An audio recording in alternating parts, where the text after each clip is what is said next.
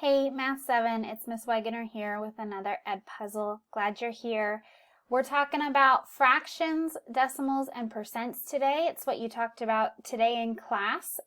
We looked at a battery percentage through Desmos of a phone and what that would look like as a fraction, a decimal, and a percent. Everything that you're about to see is pretty darn important, and you should write it down. Do you need to draw these fancy pants arrows or these boxes or anything? No, but you should write fraction with an arrow to percent and then write all this down. So get ready, open a notebook, and let's begin. The most important one I would say for us to understand, and actually let me zoom in, is fraction to percent. That's going to be the most helpful for us going forward.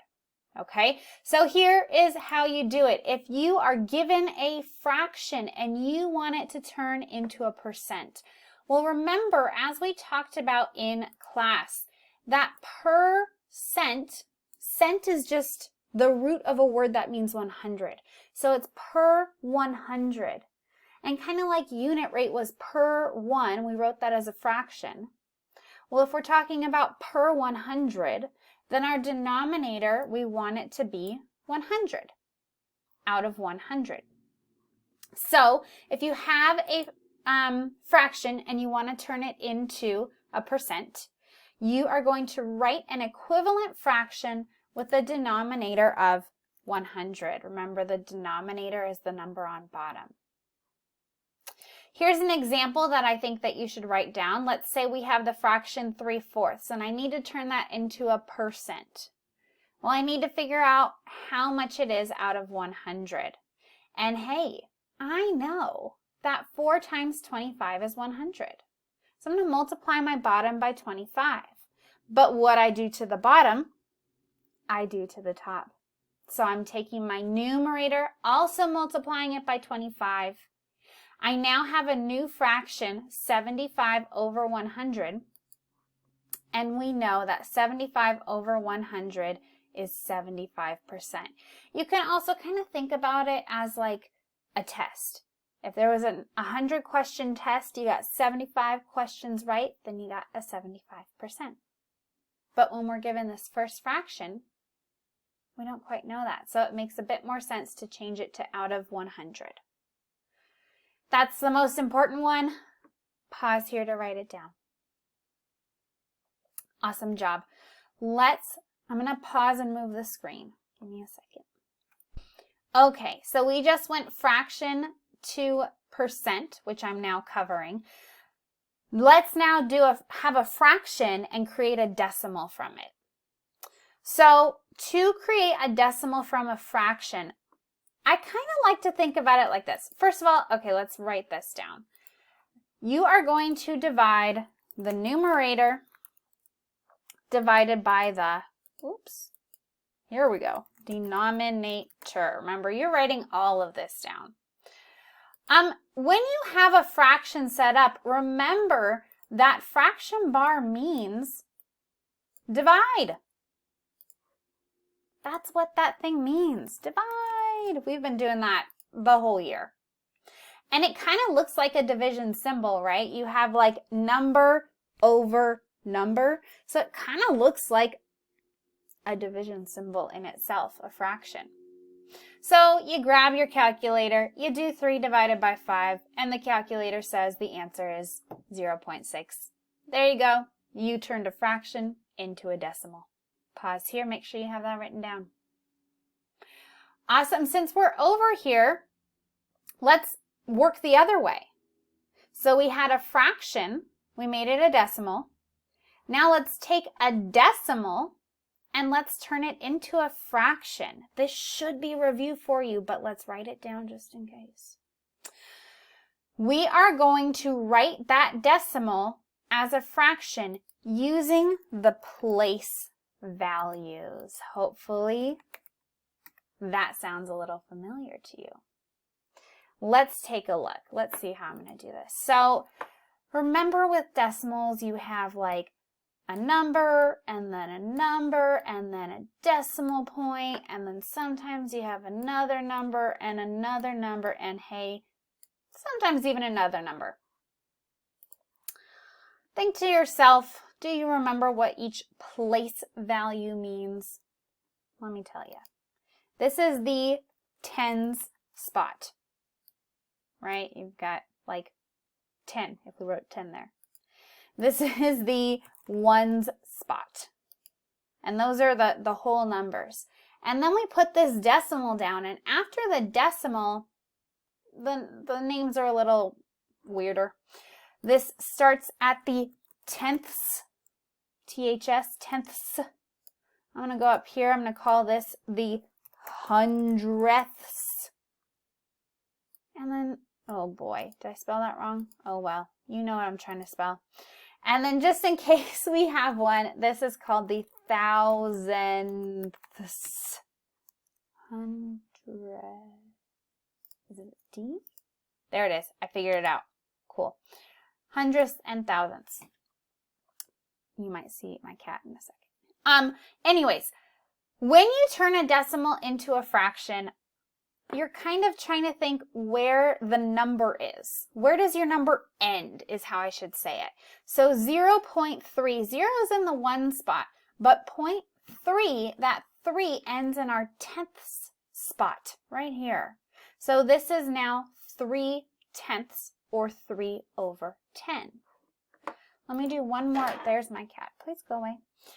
Let me do one more example. Let's say we had the decimal, no, let's do 4.75. 4 is in our ones spot, so we're going to make 4 a big number. And then 75, where does it end? It doesn't end in the tenth spot, it ends in the hundredths spot. So 75 is going to be our numerator. 100 will be our denominator. And yes, you could simplify that, but no, we won't. Hi. Cats. All right, let's try. That was decimals to fractions. We're almost done. Stick with me. Let me move my screen. Awesome. Okay, so now let's talk about, we just did decimals to fractions. Let's talk about decimals to percents, and then percents to decimals, those flip-flops of each other. So if you're given a decimal and you need to figure out the percent, again, this percent thing means per 100.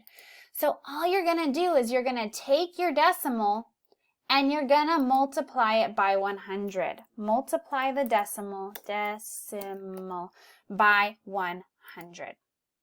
Okay? And then there you go. So 0.6 times 100 is 60%.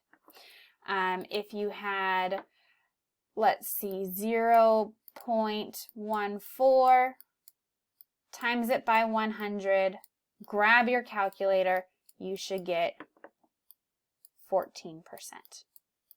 There's a quicker way to do that rather than just grab the calculator, which your teacher will talk to you about. But for now, grab that calculator.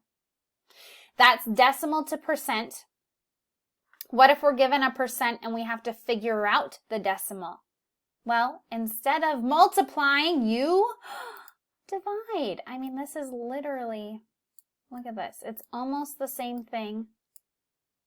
Multiplication versus division. Right here, we can see it too. So divide the percent by 100.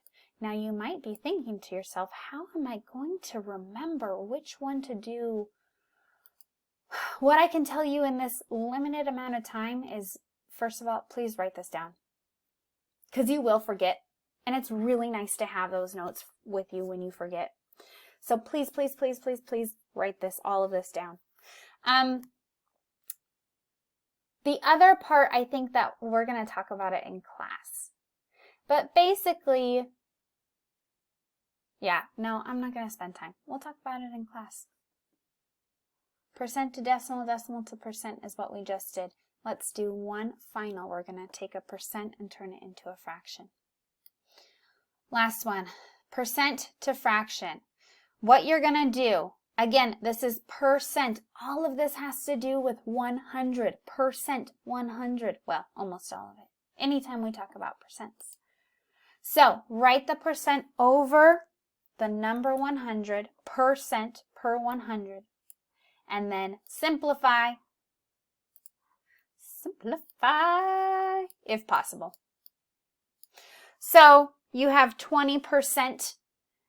That means if you think about it like a test, you got 20 questions right out of 100 questions, 20% or 20%, 100. And then, as you could see, we could divide each of these by 5. What you do to the bottom, you do to the top. No. What? Divide by 5, Miss Wagoner. Divide by 20. It's been a long day, folks. Divide by 20. And you could simplify. And there you have it. We have taken a fraction, turned it into a decimal and percent. We've taken a decimal, turned it into a fraction and a percent. And we've taken a percent and turned it into a decimal and a fraction. Please let me stress once again that it's really, really, really important that you do have all of this written down. Not because your teachers are mean, but because it'll be helpful. Hold on one second. There we go. Okay, now you can see all of this. I know it's a lot of writing. I'm sorry. You don't have a Cami, so you're welcome. Write this down, please, in your notebook.